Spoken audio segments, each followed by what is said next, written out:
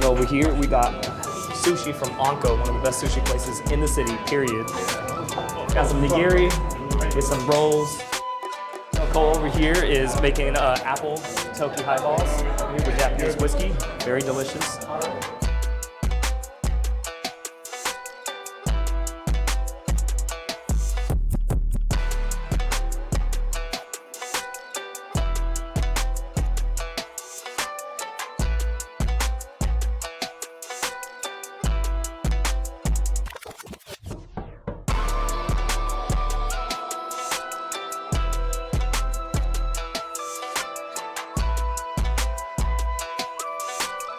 Hey guys, thank you so much for coming. I know this is the finale for Black Bourbon Run. So honored to be the finale of this.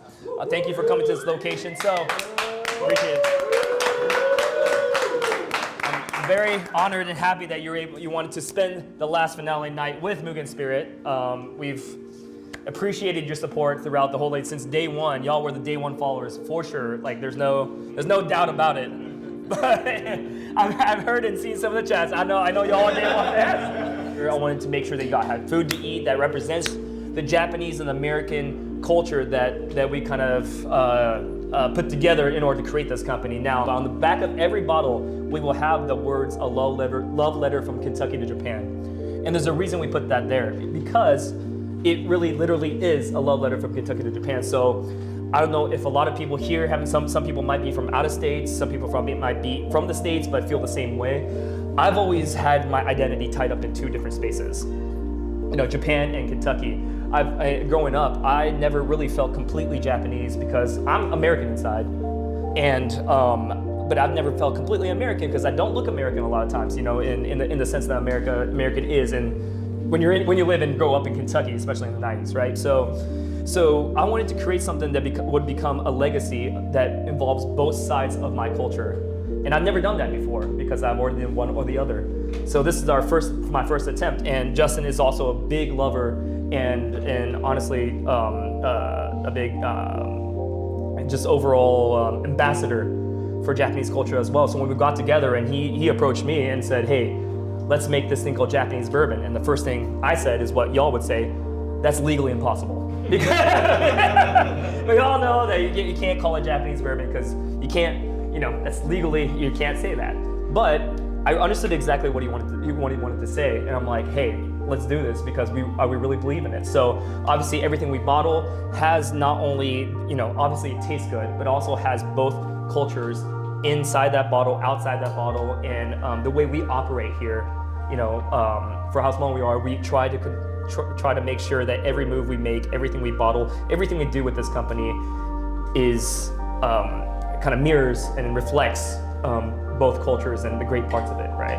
I know you guys seen the Tengu art here, and me and Paul were talking when we were planning this, and he calls me and he's like, so what do you want, Paul? And Paul goes, the first thing he says is, the artist that did all the Tengu and Yokai art? I'm like, yeah, Yuko. He goes, it'd be really dope if everybody could meet her. I'm like, done. So, from New York, just for this event, we have Yuko Shizu. Thank you for coming to the event, and thank you for inviting me to the event first time in Kentucky. I arrived yesterday. I've been having a great time. I've been taking around, seeing the city and all that, and this amazing space. So, So how did it start? Justin and Kojin called and said they need the Tengu design. And I'm an illustrator, working for about 20 years. I did corporate job in Tokyo and then quit that job, saved money, moved to New York in the late 90s and went to art school when I was 34. And all my classmates were 17, 18. I'm starting over, and then now, I've been doing this for 20 years now. What's funny is Kojin, you might think I'm very Japanese, well, I wasn't born here. I've been living in US for 20 years, 25 years. But Americans think, oh, Yuko, yes, Japanese, very Japanese. And then I go to Japan, what the hell is that crazy American woman. So, which is kind of understandable, like Kojin, like I don't feel American, I don't feel Japanese, but I feel like that's okay. That's totally okay. And I do, because I work in US and I speak English and I understand American culture, so I do a lot of Japanese themed work.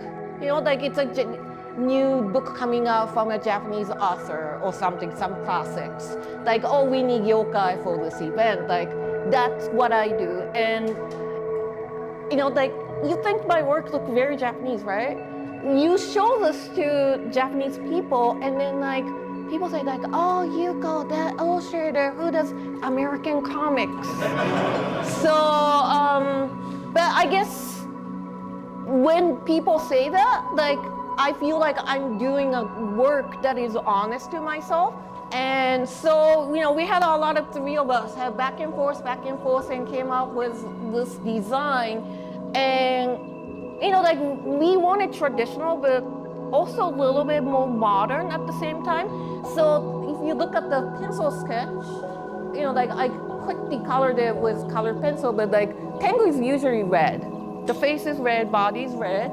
But I'm like, you need a little bit of the twist because it's a contemporary bourbon that we are doing the label for. So I intentionally use like hot pink. Justin and I were talking at his house and on his couch, and I remember being like, man, what if we do something yokai? Because it hasn't really been highlighted, all these mythical creatures that do weird things that, if the wind hit a certain way or the earth crumbled a little bit this morning, like, oh, it had to be something that did that. It must be a yokai that is messing with us, right? So that's how yokai came out. So a lot of folklore in Japan. And we're like, man, we gotta get somebody that can do the art. So, being the very smart intellectual people we are, we go to Google and we go, yokai. And we search image, because we're advanced like that. We don't just stick to the all, we go to the image. So we're going to the image and we're like, man, that's not it. That's too like on the nose. That's too Japanese. Nobody's gonna understand what that is in America. This and this. And we find this one art piece that is the yokai we call the hyakiyako. It's basically an old art that is a bunch of yokai. All the yokai in Japan, one night under the full moon, will form a single file line and walk all of Japan from one side to the other. And she had an art of that, and we saw that, and we're like, dude, this is it. Like, this engulfs both the modern aspect of yokai, but also has the traditional side of it enough that you can feel that it comes from somewhere other than something that's created in the past, 2 to 5 years. So we clicked it, and we saw Yuko Shimizu, and this is the great thing about Justin. He goes, I'm a caller. I'm like, okay, cool. I'm thinking like, bro, voicemail for sure, right? Week later, we're on a meeting with her. We're meeting her and we're talking to her. I'm like, man, I gotta make this official though. So I fly to New York and I talk to her in person. And we sit down, and we've done so many meetings, and I've kind of like talked Japanese in front of her multiple times, like a little bit, but she keeps on correcting me in English. So I'm like, no, because you only say words here and there in Japanese. You know what I mean? Like I said it with an accent. When you're from like a place that has a heavy accent, you'll let a word or two go and let them guess the rest. I did that, but she kept on talking to me in English. And we sat down for sushi. We started talking in English, and then the owner of the sushi place comes out, and I started talking to him in Japanese, and she goes, what? You speak Japanese? I thought you were one of those second generation guys that didn't speak anything. So since then we've been really good friends and working on this. And she says, what's the theme? What's the size of the label? What are we gonna do? And I said, don't worry about it. Just draw it and we'll make the label around it. So this art was the first thing that was created for Mugen as art. And then we drew everything around it. We made it really simple and easy to understand. And let the art do the talking. But you've also done stuff for people like John Wick, I believe. People like John Wick is not a real person.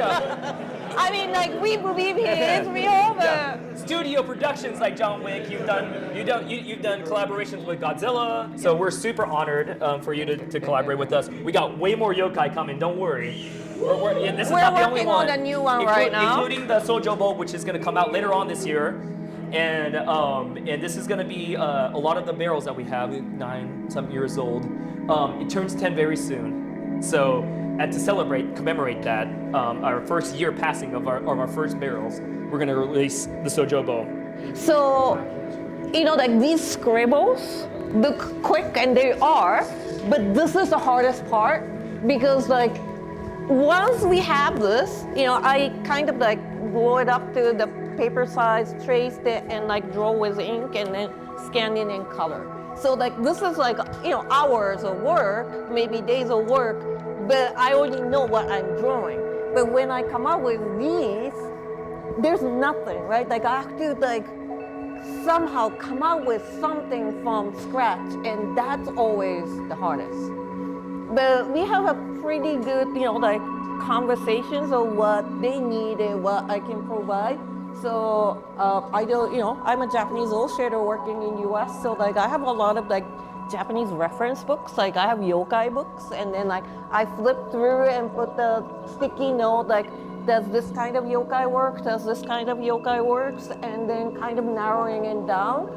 I don't know how the whole thing, like, did it take like a few weeks from start to finish? Yeah. Something like that? So once we locked in, it took what, like, maybe within the month that we discussed it, and because this is the yokai or tengu that we didn't use, which is kind of a rare because not a lot, we haven't really posted it that much.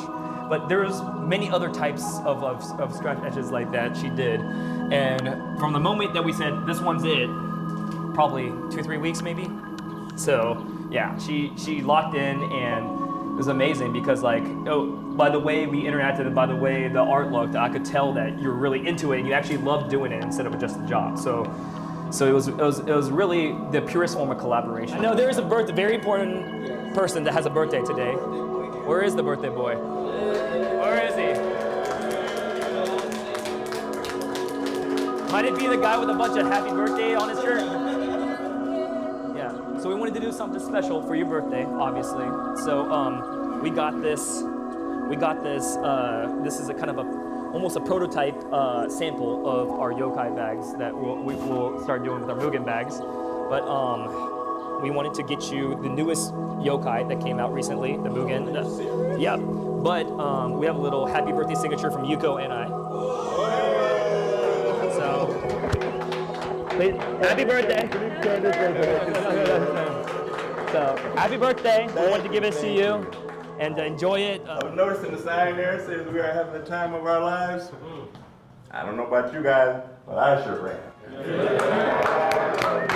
All of you family that just made this just an incredible day for me. I really appreciate it. I appreciate you guys.